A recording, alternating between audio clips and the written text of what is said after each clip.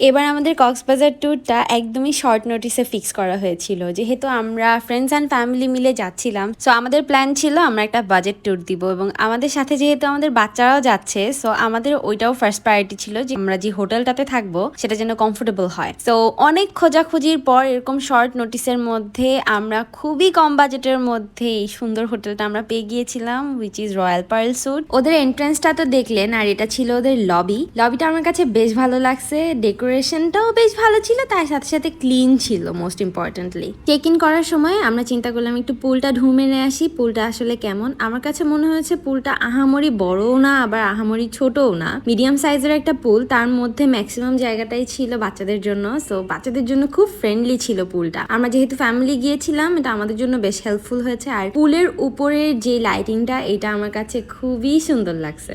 এবার চলেন একটু রুম ট্যুরটা দিয়ে দিই আপনাদেরকে। রুমে ঢুকেই এরকম সুন্দর একটা সিটিং এরিয়া ছিল, বেশ বড় জায়গাটা, বেশ স্পেশাস। তার অপোজিটেই ছিল টিভি অ্যান্ড ওয়ার্ক স্টেশন, আর পাশে এরকম লম্বা একটা মিরর, আপনারা সেলফি তুলতে পারবেন, পিকচার তুলতে পারবেন, অ্যান্ড সিটিং এরিয়াতে বসে আপনারা টিভি দেখতে পারবেন, চিল করতে পারবেন ফ্যামিলির সাথে।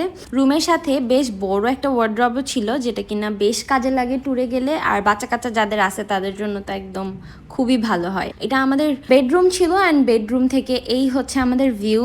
কোনো ভিউই ছিল না, বাম পাশ থেকে একটুখানি হিল দেখা যাচ্ছিল। অ্যান্ড মোস্ট ইম্পর্টেন্টলি আমাদের হোটেলটা কিন্তু সুগন্ধা বিচের বেশ দূরে, সো সেই হিসাবে তেমন কোনো সি ভিউ আমরা পাইনি। একদম টপ ফ্লোরে যাওয়ার পরে একটু সি ভিউ দেখা যেত, বাট আমরা টপ ফ্লোরে খুব একটা যাই নাই।